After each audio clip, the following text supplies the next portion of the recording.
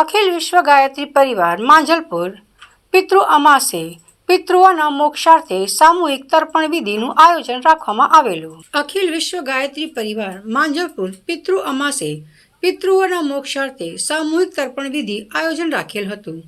માંજલપુર મંગલેશ્વર મંદિર ખાતે અખિલ વિશ્વ ગાયત્રી પરિવાર દ્વારા 100 થી વધુ વ્યક્તિઓ માટે સામૂહિક પિતૃ મોક્ષ તર્પણ વિધિનું આયોજન કર્યું હતું.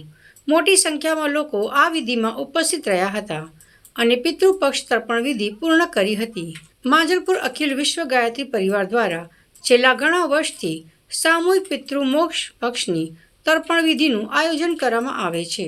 બસ અખિલ વિશ્વ ગાયત્રી પરિવાર દ્વારા સર્વપિતૃ અમાસને દિવસે હરિદ્વાર શાંતિકુંડમાં તો દરરોજ જ શ્રદ્ધાંજલિ અપાતી હોય છે પિતૃઓને, પણ આજે જ્યારે માંજલપુરમાં મા ગાયત્રી પ્રજ્ઞાભવન દ્વારા અખિલ વિશ્વ ગાયત્રી પરિવાર દ્વારા અમે આજે લગભગ 100 થી 125 વ્યક્તિઓને એક તર્પણ વિધિનો કાર્યક્રમની રાખવામાં આવ્યો છે કે જે પિતૃના આત્માની શાંતિ, સદગતિ, તૃષ્ટિ પુષ્ટિ પ્રાપ્ત થાય. સાથે પિંડદાન પણ અપાય છે અને પિંડદાનની અંદર પણ પિતૃઓના નામ સાથે આપવામાં આવે છે.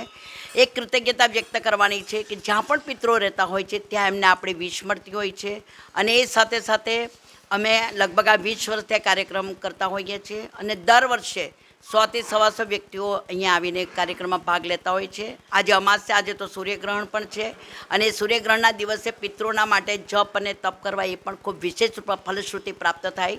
યુગદ્રષ્ટા વેદમૂર્તિ તપોનિષ્ઠ પંડિત શ્રી રામ શર્મા આચાર્યજીએ એમણે પોતાએ એક પિતૃઓ માટેની ઘણી બધી બુકો લખી છે કે પિતૃ આપણા અદ્રશ્ય સહાયક છે, મર્યા પછી શું પ્રાપ્ત થાય છે, કર્મની ગતિ ન્યારી, એવા અનેકો પુસ્તકો પણ આજે એક સમાજને પ્રાપ્ત થયા છે અને એમણે પણ એક જ સંકલ્પ લીધો છે કે દરેક મનુષ્યમાં દેવત્વનો ઉદય થાય, આ ધરતી પર સ્વર્ગનું અવતરણ થાય અને જન્મ દ જાય તે સૂત્ર કર્મણા સંસ્કાર ઉચ્યતે. એ સાથે જ અમે કામ કરી રહ્યા છીએ અને એ જ ભાવ સાથે અમે વર્ષોથી આટલું કામ કરીએ છીએ. મા ગાયત્રી પ્રજ્ઞાભવન પણ અહીંયા દ્વારા ઘણું કામ થાય છે.